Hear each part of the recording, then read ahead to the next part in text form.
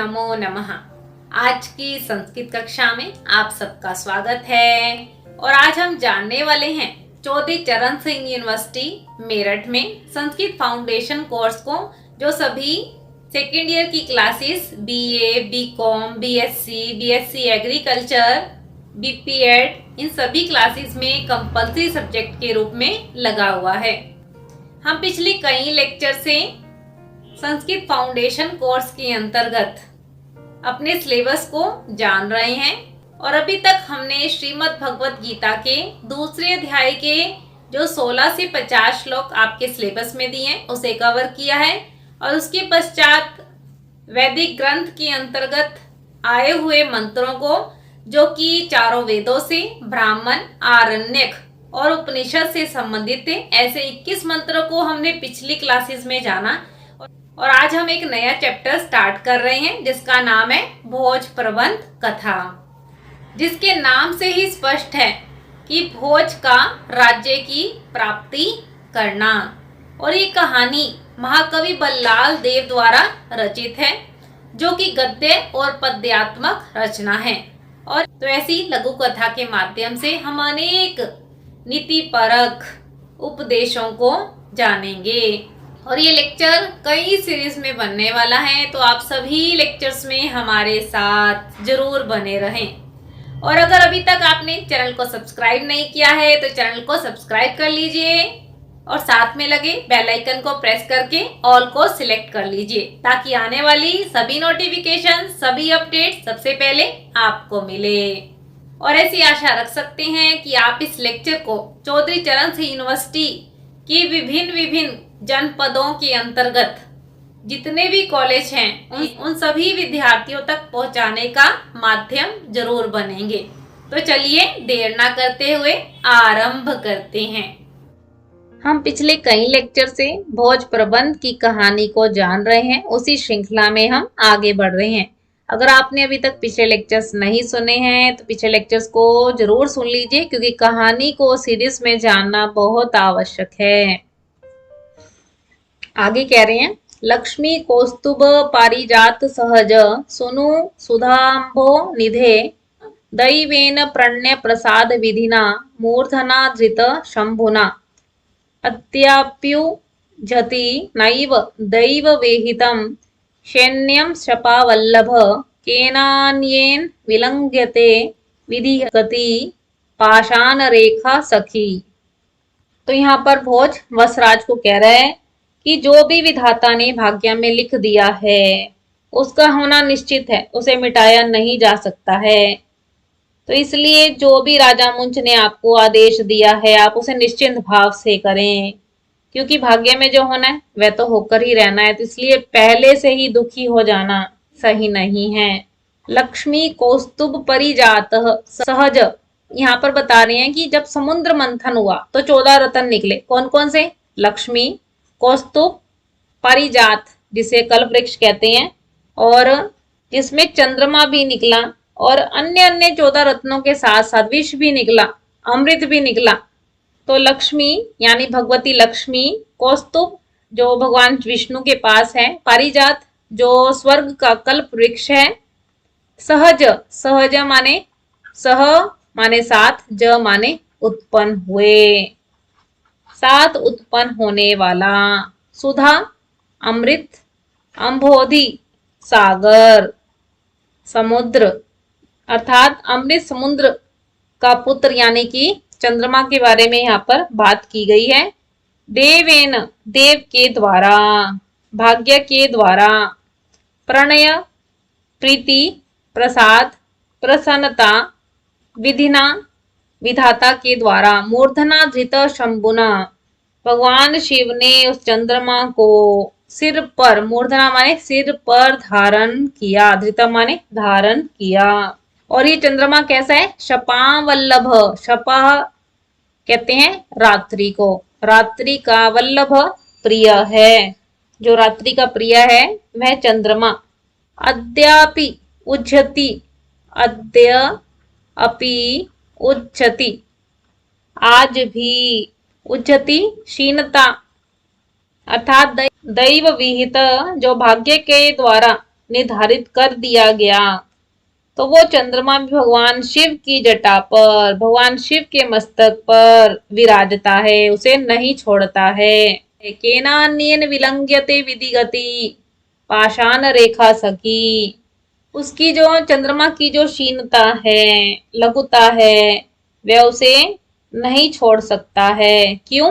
पाषाण रेखा सखी, यानी कि जो पत्थर पर लकीर खींच दी जाती है, अर्थात पत्थर पर जो रेखा बना दी जाती है, उसकी सखी की तरह विधि गति, विधि को, भाग्य को, केननेन विलंघ्यते, किसके द्वारा उल्लंघन किया जा सकता है, अर्थात किसी के द्वारा भी उल्लंघन नहीं किया जा सकता है, क्योंकि भगवान शिव भी आज तक चंद्रमा को अपनी जटा से अलग नहीं कर पाए हैं। अर्थात जो विधि के द्वारा, भाग्य के द्वारा लिख दिया गया है, उस विधि को, उस भाग्य को मिटाया नहीं जा सकता है, उसे टाला नहीं जा सकता है, अर्थात होनी बलवान है। को परमात्मा के लेख को, विधि को परिवर्तित करना संभव नहीं है।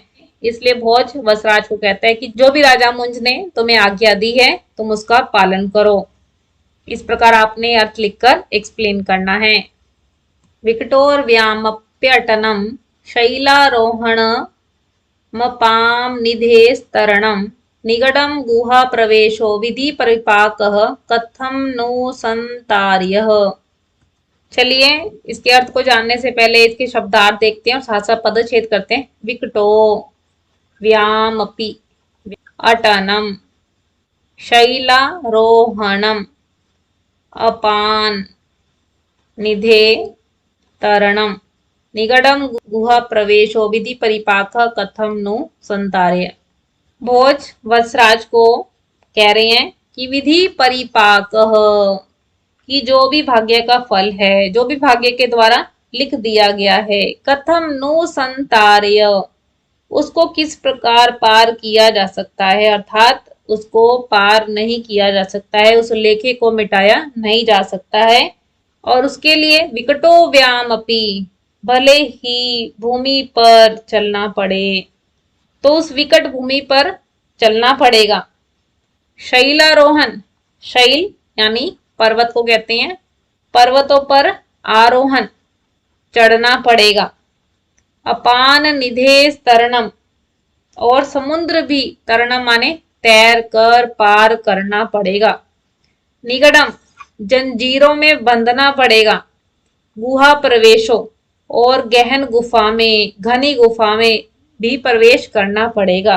अर्थात भाग्य ने जो लिख दिया है उसे पार नहीं किया जा सकता है। वो कार्य, वो विधि, वो होनी तो किसी भी प्रकार से टाली नहीं जा सकती है। इसलिए अगर भाग्य में मेरा मरना लिखा है, तब भी मुझे उस मृत्यु का सामना करना ही पड़ेगा।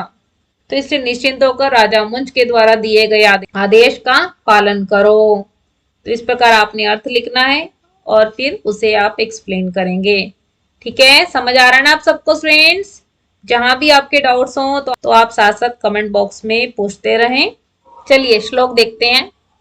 अम्भोधि स्थलताम स्थलम जलधिताम धूलिलवः शैलताम मेरुमत्पूर्णताम तृणम कुलिशताम वज्रम तृणप्रायताम वहनी शीतलताम हिमं दहनता मायाति यच्छया लीला दुर्ललिताद्भुत व्यसनिने देवाय तस्मै नमः। देवाय तस्मै नमः, उस देवता को नमस्कार है, उस परमात्मा को नमस्कार है जिसकी लीला कैसी है? दुर्ललित, निराली है। अद्भुत व्यसनिने, जो अद्भुत कर्म करने में परिपक्व हैं, जिन्हें अद्भुत कार्य करने में आनंद आता है, ऐसे परमात्मा को ऐसा नमस्कार है। यस्य इच्छया, जिसकी इच्छा से। अम्भोधि कहते हैं समुद्र को। स्थल, वह समुद्र जो है स्थल बन जाता है। स्थलम जलधिताम, और जो स्थल है वह समुद्र बन जाता है। धूलिलव शैलताम, और जो मैदानों में धूल उड़ रही हैं वह शैलताम, पहाड़ बन जाती हैं। मेरु मुत्कुणताम, और जो मेरु माने सुमेरु पर्वत है वह मतपूर्णताम, एक छोटा सा कण बन जाता है। तृण कुलिशताम, और जो तिनका है वह कुलिशता माने वज्र बन जाता है, और वज्र तिनका बन जाता है। वहनी शीतलताम, आग शीतल हो जाती है। हिमम, बर्फ, दहनताम, आग बन जाती है।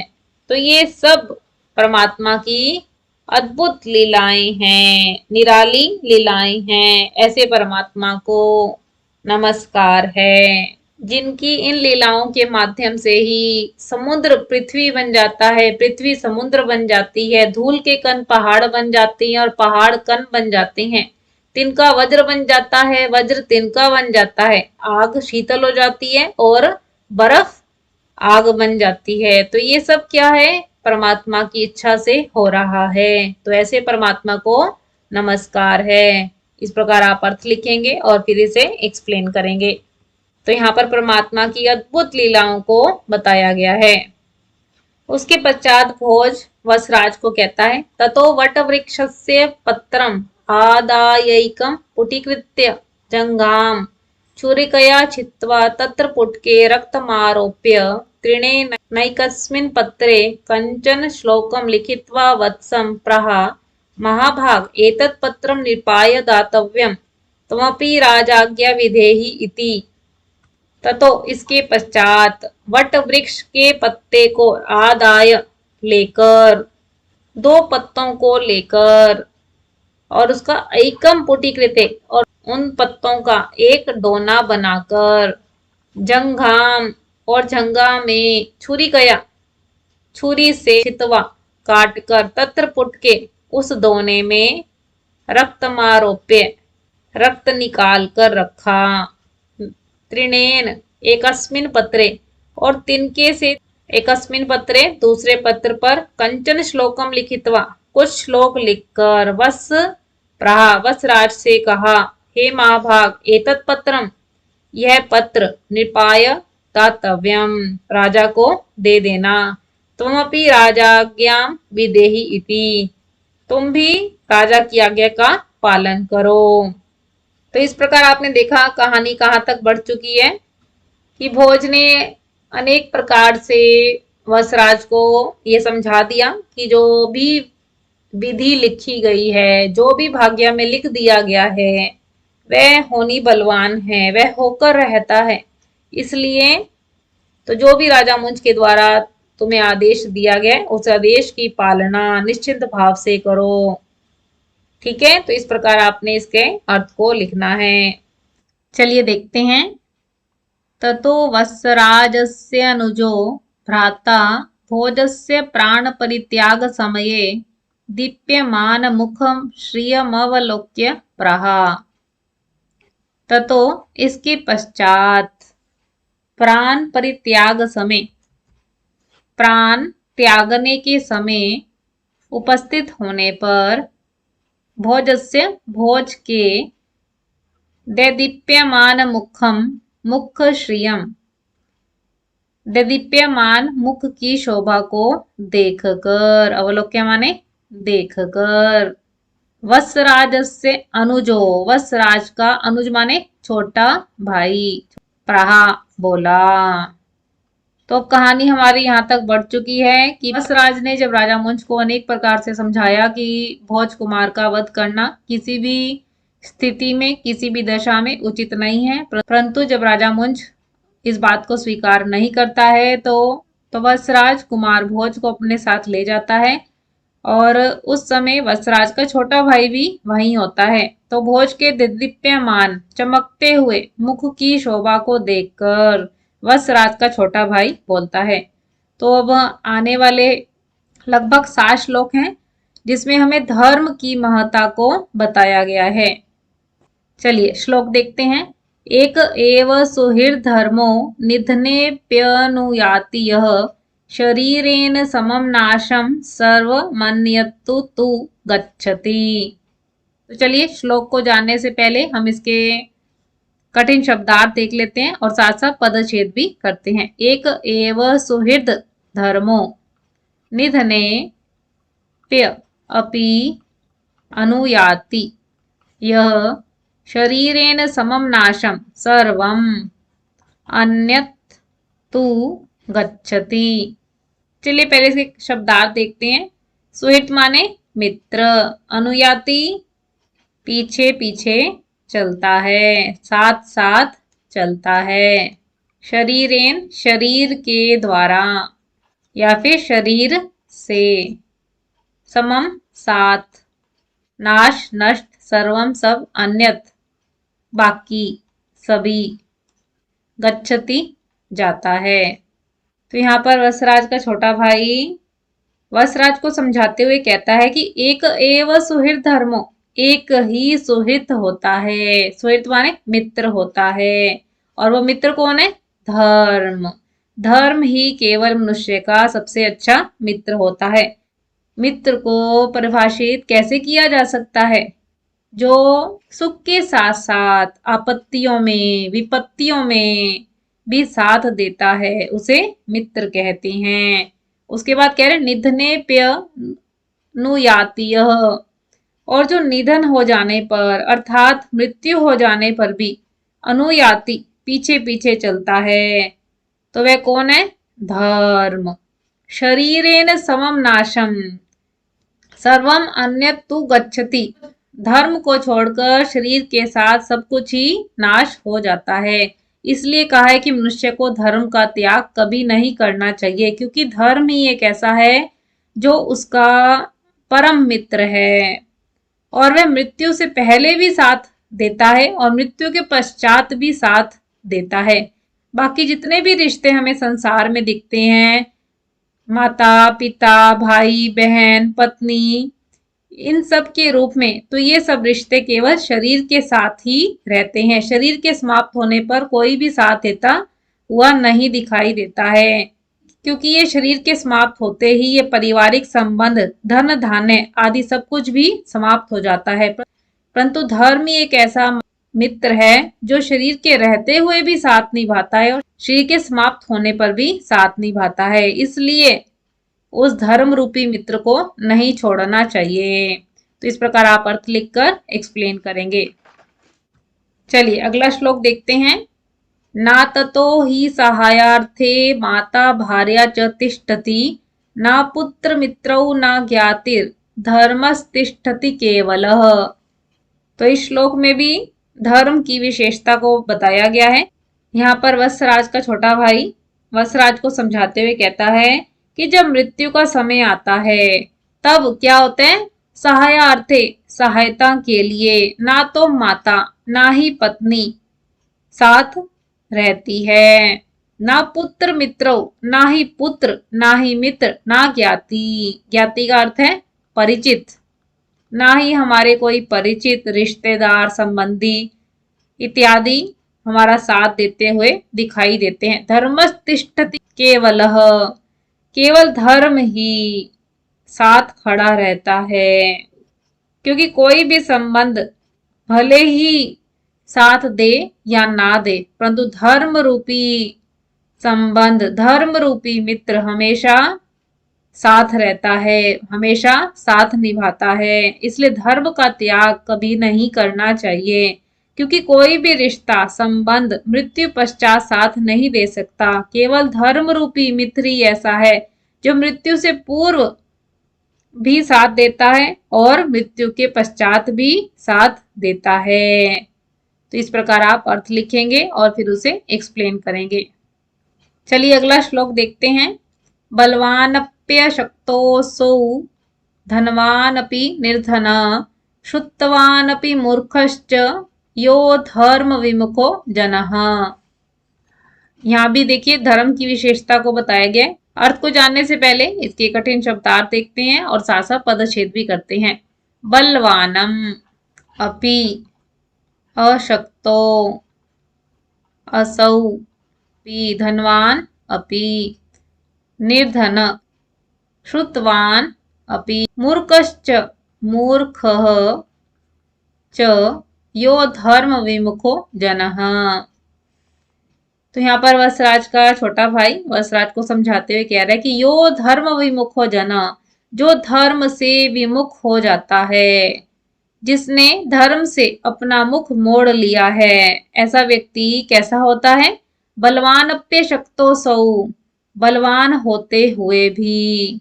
अशक्त, अशक्त माने बलहीन हो जाता है, निर्बल हो जाता है, शक्ति से रहित हो जाता है। धनवान अपि निर्धन, और धनवान होते हुए भी कैसा हो जाता है? निर्धन, धन से रहित हो जाता है। श्रुतवान अपि, और जो श्रुतवान है, विद्वान है, जिसने बहुत अधिक शास्त्र ग्रंथों का अध्ययन किया हुआ है, ऐसा व्यक्ति भी जब धर्म से विमुख होता है तो वह मूर्ख हो जाता है। तो इसलिए यहाँ पर धर्म की महत्ता को बताया गया है कि केवल धर्म ही ऐसा है जो मनुष्य का हमेशा साथ देता है। इसलिए धर्म का त्याग नहीं करना चाहिए, क्योंकि जो धर्म के विमुख हो जाते हैं वे बलवान भले ही हों, परंतु बलवान होते हुए भी शक्ति से रहित हो जाते हैं। ऐसे ही बताया कि बहुत अधिक धन है उनके पास, परंतु फिर भी निर्धन हो जाते हैं। और उसी प्रकार बहुत अधिक शास्त्र ग्रंथों का पठन पाठन किया हुआ है, परंतु धर्म के अभाव में वह व्यक्ति मूर्ख हो जाता है। तो इस प्रकार आपने अर्थ लिखकर एक्सप्लेन करना है। अगला श्लोक देखते हैं। इहैव नरक व्याधश् चिकित्सां न करोति यः गत्वा निरोषधस्थानं स रोगी किम करिष्यति। चलिए पहले कठिन शब्दार्थ देखते हैं और साथ साथ पदच्छेद भी करते हैं। इहैव, इहि प्लस एव, नरक व्याधे चिकित्सां न करोति यः गत्वा निरोषध स्थानः स रोगी किम करिष्यति। बहुत पढ़ने में बहुत अधिक सरल है, कोई भी कठिन शब्दार्थ नहीं है। नरक व्याधे, व्याधे किसे कहते हैं? रोग को। चिकित्सा माने इलाज करना, उपचार करना। निरौषध कहते हैं जहां पे कोई भी औषधियों का स्थान माने स्थान ना हो, जहां पे कोई औषधियां उपलब्ध ना हो। किम करिष्यति, करिष्यति लरिट लकार का प्रयोग है, गागेगी में आएगा इसका अर्थ करेगा। चलिए अर्थ देखते हैं। इहैव नरक व्याधि चिकित्सा न करोति। इहैव, ई माने यहाँ, यहाँ पर इस संसार में जो नरक रूपी व्याधि की चिकित्सा नहीं करता, उपचार नहीं करता, उसके साथ क्या होता है? क्योंकि मरने के बाद क्या मिलना है ये किसी को भी नहीं पता है। स्वर्ग है या नरक है ये हम नहीं जानते, परंतु हम सब इतना जानते हैं कि अभी तक हमारे इतने अच्छे या शुभ कर्म नहीं है कि जिससे हमें स्वर्ग की प्राप्ति हो सके। इसलिए मृत्यु के बाद अगर नरक की प्राप्ति हो तो मृत्यु से पूर्व ही उसके लिए उपचार हमें आरंभ करना होगा, तभी हम उस नरक रूपी रोग से छुटकारा पा सकते हैं, नरक रूपी रोग की चिकित्सा कर सकते हैं। गत्वा निरौषध स्थानम, निरौषध स्थान जहां पे कोई भी औषधि उपलब्ध नहीं होती है, तो ऐसे निरौषध स्थान को जाकर सरोगी किम करिष्यति, वह रोगी क्या करेगा। अर्थात जो इस संसार में रहता हुआ नरक रूपी व्याधि की, नरक रूपी रोग का भली प्रकार से इलाज नहीं करता है, उपचार नहीं करता है, और जहां पर औषधियां नहीं मिलती, ऐसे स्थान पर जाकर वह व्यक्ति क्या करेगा। अगर नरक रूपी व्याधि की चिकित्सा करनी है, उस रोग का उपचार करना है, तो उस व्याधि का एक ही उपचार है, वो क्या है? धर्म। इसलिए धर्म का पालन करना चाहिए, धर्म का त्याग कभी नहीं करना चाहिए।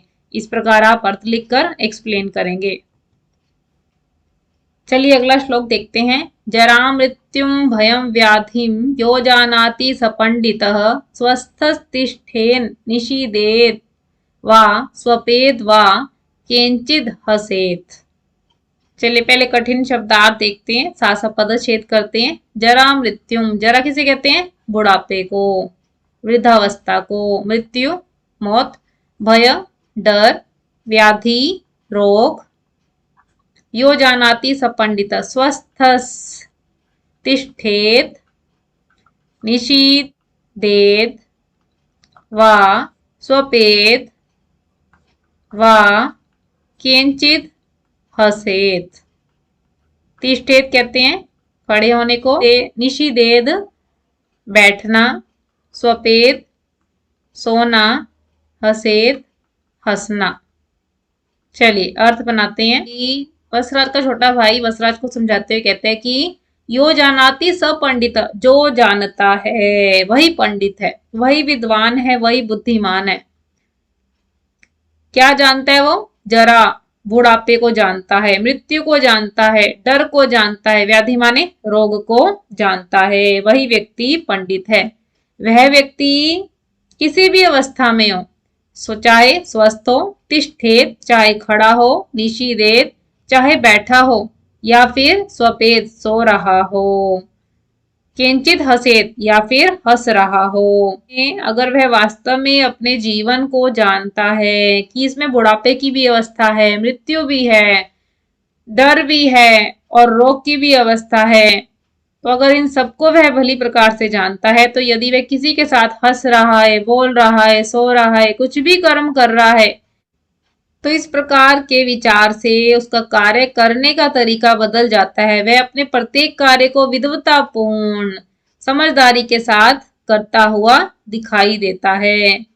एक व्यक्ति को किस प्रकार उठना, बैठना, सोना इत्यादि क्रियाएं एक मनुष्य को करनी चाहिए, यदि वह इन सबको भली प्रकार से जानता है, तो इन व्याधियों का उपचार समय रहते ही कर लेता है। इसलिए कहा है कि धर्म को त्यागना नहीं चाहिए, धर्म का पालन करना चाहिए। इस प्रकार आप अर्थ लिखकर एक्सप्लेन करेंगे। चलिए अगला श्लोक देखते हैं। तुल्य जाति वयो रूपान हृतान पश्यति मृत्युना, नहीं तत्रास्ति ते त्रासो वज्रवृत्त हृदयम तव। चलिए पहले कठिन शब्दार्थ देखते हैं और साथ साथ पदच्छेद करते हैं। तुल्य जाति वयो रूपान हृतान पश्यति मृत्युना, नहीं तत्रास्ति, तत्र प्लस अस्ति, ते त्रासो व्रज वद हृदयम तव। मृत्युना क्या अर्थ है इसका? मृत्यु के द्वारा। त्रासो माने डर, तत्र वहां, व्रजवद, व्रजवद कहते हैं पाषाण को, पत्थर को। चलिए अर्थ बनाते हैं। तो यहाँ पर वसराज का छोटा भाई वसराज को समझाते हुए कह रहा है कि मृत्यु ना, यहां से स्टार्ट कीजिए, कि मृत्यु के द्वारा तुल्य जाति वयो रूपान, तुल्य माने समान, समान जाति वाले, वय माने आयु, समान आयु वाले, रूपान समान रूप वाले व्यक्तियों को हृतान हर कर ले जाया जाता हुआ, पश्यति जो देखता है, कि मृत्यु के द्वारा कोई भी उम्र का व्यक्ति हो, कोई भी जाति का व्यक्ति हो, कैसा भी उसका रूप हो, तो मृत्यु उसे साथ ले जाती है।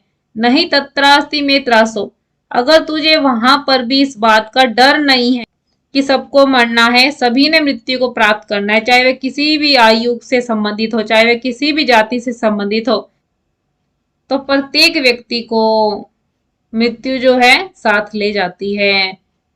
अगर तुम अभी भी इस बात को नहीं समझ पाए हो, तो वज्रवत हृदयम तब, तो तुम्हारा हृदय पाषाणवत हो गया है, अर्थात पत्थर के समान जड़ हो गया है, जिसमें कुछ महसूस नहीं होता है। तो इस प्रकार आप अर्थ लिखकर एक्सप्लेन करेंगे। 32 से लेके जो 37 तक आपने अभी श्लोक किए, तो इन सब में धर्म की महत्ता को बताया गया है, और हम सबके लिए शिक्षा ये है कि धर्म का त्याग नहीं करना चाहिए, क्योंकि एक धर्म ही ऐसा मित्र है जो मृत्यु से पूर्व तो साथ है ही है, परंतु मृत्यु के बाद भी हमारे साथ है। और इस सत्य को जानकर जो अपना कार्य करता है, विद्वता पूर्ण अपने कार्यों को करता है, तो ऐसा व्यक्ति ही अपने जीवन के लक्ष्य की ओर बढ़ सकता है। इस प्रकार आप अर्थ लिखेंगे और उसे एक्सप्लेन करेंगे। चलिए अगला पैराग्राफ देखते हैं। और हमारी कहानी कहाँ तक बढ़ चुकी है कि वसराज के छोटे भाई ने वसराज को अनेक प्रकार से समझाया कि धर्म क्या होता है, एक व्यक्ति का सच्चा साथी कौन होता है। तो अब वसराज के छोटे भाई ने जो भी उसे उपदेश दिया, तो अब वसराज का हृदय कैसे हो गया? वैराग्य को प्राप्त कर गया। अब देखें क्या कहानी बढ़ रही है। ततो वैराग्य मापन्नो वसराजो भोजम क्षमस्व इत्युक्त्वा प्रणम्य तं च रथे निषेव्य नगरात् बहिर्घने तमसि गृहमागम्य भूमिगृहान्तरे निक्षिप्य भोजं ररक्ष। ततो इसके पश्चात वैराग्यम आपन्य वैराग्य को प्राप्त हुए वसराज भोजम क्षमस्व वसराज ने भोज से क्या कहा कि मुझे क्षमा करो।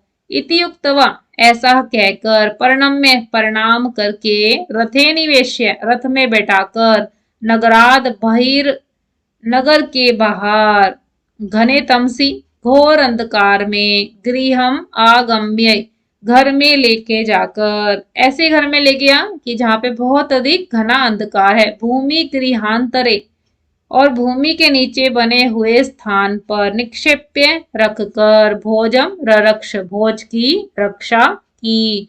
अर्थात वसराज का हृदय परिवर्तित हो चुका है। स्वयमेव कृत्रिम विद्या वद्भि सुकुंडलम सफुरद वक्त्रम निमिलित नेत्रम भोजकुमार मस्तकम कारयित्वा तच्चादाय कनिष्ठो राजभवनं गत्वा राजानं नत्वा प्रहा श्रीमता यदादिष्टं तत् साधितम् इति। स्वयमेव खुद ही कृत्रिम विद्या वद्भि तो स्वयं वसराज ने भोज के प्राणों की रक्षा की और ऐसे शिल्पकार को बुलाया जो कृत्रिम विद्या विद्भी जो कृत्रिम विद्या की कला में विद्भी माने निपुण था। सुकुंडलम सफुरद वक्त्रम ऐसा मुख बनवाया कुंडल सहित सफुरद वक्त्र और फड़कते हुए वक्त्र कहते हैं मुख वाला। तो निमिलित नेत्रम नेत्र कैसे थे बंद निमिलित माने बंद। भोज कुमार मस्तकम कारयित्वा भोज कुमार का मस्तक बनवाकर तच्चादाय उसे लेकर कनिष्ठो वसराज का छोटा भाई राजभवनम गत्वा राजभवन जाकर राजानम नत्वा राजा को नमस्कार करके बोला श्रीमता यदादिष्टम तत् साधितम इति जो आपने आदेश दिया था उसका भली प्रकार से पालन किया गया है। तो इस प्रकार आप अर्थ लिखेंगे। तो कहानी अब तक आपको समझ आ गई होगी स्टूडेंट्स कि वसराज के छोटे भाई ने उसको अनेक प्रकार से समझाया कि भोज का वध जो है किसी भी स्थिति में उचित नहीं है। और इन सभी बातों को जानकर वसराज का हृदय परिवर्तित हो गया और वह उसे मारने की बजाय उसकी रक्षा करने के लिए किसी घोर अंधकार में बने हुए घर में रख देता है और उसके स्थान पर जो कृत्रिम विद्या में निपुण है तो उनके द्वारा भोज का मस्तक बनवाकर राजा के भवन में ले जाता है और उनसे कहता है कि आपके आदेश की पालना हो गई है, आपका आदेश पूर्ण कर दिया गया है। इस प्रकार आप अर्थ लिखेंगे करेंगे। आगे कहानी क्या होगी तो इसके नेक्स्ट लेक्चर में जानेंगे। तो आपने हमारे साथ सभी लेक्चर्स में बने रहना है। आज की कक्षा में हमने राजा भोज की कहानी को जाना और ये कहानी अभी कहीं सीरीज में आगे बढ़ने वाली है। तो आप सभी लेक्चर्स में हमारे साथ जरूर बने रहें। आपको कोई डाउट हो तो आप कमेंट बॉक्स में पूछ सकते हैं। आपको लेक्चर कैसा लगा यह भी आप कमेंट बॉक्स में जरूर बताएं। आपकी कोई सजेशन हो तो वह भी आप कमेंट बॉक्स में बता सकते हैं। और अगर आपको ये लेक्चर अच्छा लगा तो आप इसे लाइक कीजिए, ज्यादा से ज्यादा अपने फ्रेंड्स के साथ शेयर कीजिए और चौधरी चरण सिंह यूनिवर्सिटी के सभी स्टूडेंट्स जिनके पास संस्कृत फाउंडेशन कोर्स है उन तक इस लेक्चर को पहुंचाने का माध्यम बने। और आप चैनल पे नए आए हैं, संस्कृत सीखना चाहते हैं, सिलेबस कवर करना चाहते हैं, संस्कृत की अपडेट के साथ जुड़ा रहना चाहते हैं तो चैनल को सब्सक्राइब भी जरूर कीजिए। आप हमें फेसबुक और इंस्टाग्राम के पेज पे भी फॉलो कर सकते हैं। ऐसी नई अपडेट्स और नए टॉपिक के साथ हम मिलते रहेंगे। आशा रख सकते हैं कि आपने लेक्चर बहुत ध्यान से सुना होगा और साथ साथ नोट्स भी बनाए होंगे। तो फिर मिलेंगे स्टूडेंट्स। नमो नमः। नमः संस्कृताय।